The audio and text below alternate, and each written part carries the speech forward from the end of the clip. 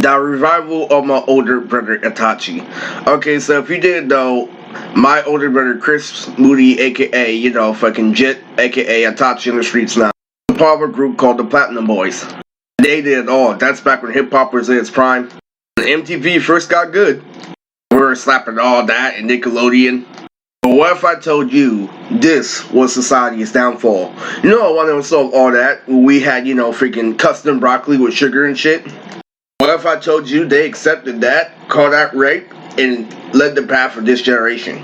Because my generation is broccoli with cheese, and their generation is broccoli with sugar. And that doesn't mean you taste fucking broccoli with sugar. That means you ate broccoli and got the benefit of sugar because it wasn't broccoli. So he used to be, a thug on the street. We and him used to have the worst conversations. He used to always disagree with me. On the playground, I was talking to Justin because we were watching Cold Day Kids Next Door week by week, and Justin was admitting to a gang, but I really like his stuff and stuff like that, and the gang leader's like, no. And so it was crazy as fuck in school. Bianca was the name. And so every day on the playground, we used to pretend to be Eddie and Diddy, and we all used to chase the girls, and I used to chase Bianca. It came to one time where I ended up cutting off Bianca's hair, and it was actually a room shamble to me and Robert when he was in elementary school and he used to cut somebody's hair. And we all know that happens. So if somebody blamed the stereotype, all that happens to everybody, just blame him, he's fake autistic and shit. No, they were using their sewing machine, aka Universe's I Know How to Cheat. So that originally wouldn't happen because in elementary school, I wouldn't be hung on girls like that. I would be so obsessed with shit like Dragon Ball Z and shit. Yeah, I recognize they're pretty, I recognize that they're there. I was second grade arm wrestling champion. I'm pretty sure I chased her once or twice, but I didn't get all the way to the time I cut her hair because I had perfect spelling tests in class, so there was something wrong with that picture. It was horrible. I was thinking that, normal shit was happening. I was listening to normal kid with a mental condition. Okay, it's pretty self-explanatory. How life pans out. How autistic people can make it out. No, they're fucking with military machinery. They are fucking with fucking souls. They are literally doing the exact same thing I'm seeing in DBZ, but they're trying to rape. This was serious shit, and my brother was aware of all this shit going on, and he used to watch me at school. We used to watch Detective Conan on our way to school. The world has rape. All this shit is happening. Gang members are doing that shit with their feet, and you're still smiling and shit. Just absorbing the fact, hey, at least I had the chance to walk my little brother to school. As sick and maniacal as that was, nothing was worse than the time where I got rejected by Justin on the playground. Justin was working his way up to become a gang member. Talking to him about Codename Kids Next Door. And so every single day when the show was going on air, I was doing what every freaking autistic kid does, is repeat the fucking lines of the fucking cartoon. And I'm all like, dude, Justin, we're never gonna get that toilet paper monster. We're never gonna get that spanking Dracula. And so literally it comes down to a point where literally he comes time, and so I don't feel like doing this shit, so I'm posting the basketball against the wall because I don't care. And then he's all like, why you act like that? I'm like, because I'm in the Kids Next Door. He's all like, see, this is why I don't let you go outside and shit. A grown man knows when you hear something like that, that's something you do not fuck with. So with that mindset, he trapped me in a room back when I was in junior high where we were watching this really thug anime called Airmaster. And it was really unique because literally I was watching anime like Blue Dragon at the time, and he was literally showing me shit like Slam Dunk when this guy literally has fucked with somebody on the basketball team, but he can beat him in a fight in real life.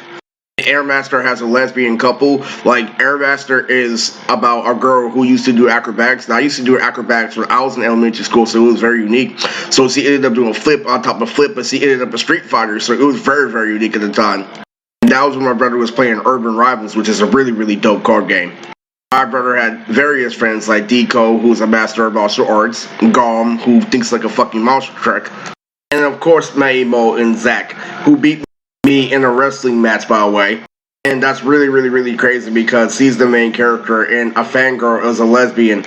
So it's funny as fuck because he's a dyke and shit. This girl with big titties is like, Airmaster.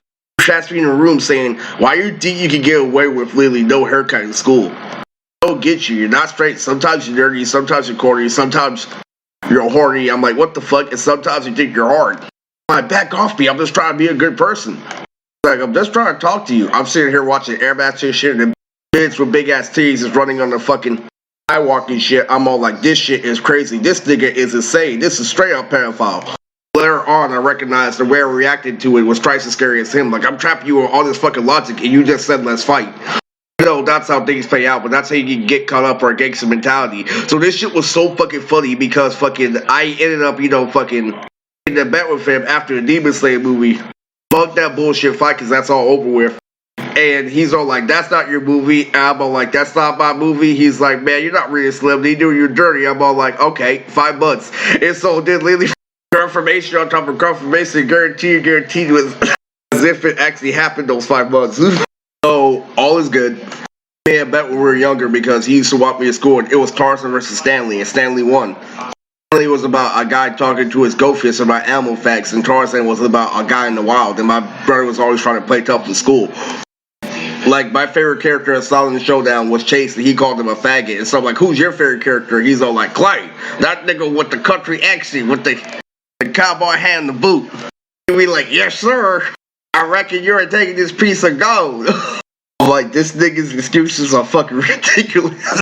Nigga picked Chaozu in a video game. I gave this one time where he told me to make him a corn dog. I left the shit on. In the microwave for an extra 30 seconds. He's like, what the fuck is this? And I'm like, I thought you asked for a corn dog. She's like, why the fuck would I want this corn dog? I'm like, shit, you can't expect it to be perfect. He's like, it looks like a fucking dick. So all is good. He's the voice actor of Jit right now. He's also a voice actor of Diavani. He also has, a strong harem going on. He's currently with the voice actor of Misty from Pokemon. He's also currently with the voice actor of Kree from Conan Kids Next Door. So Diavani's harem was pretty strong. Anyway, that is the update of my new and revived brother Itachi.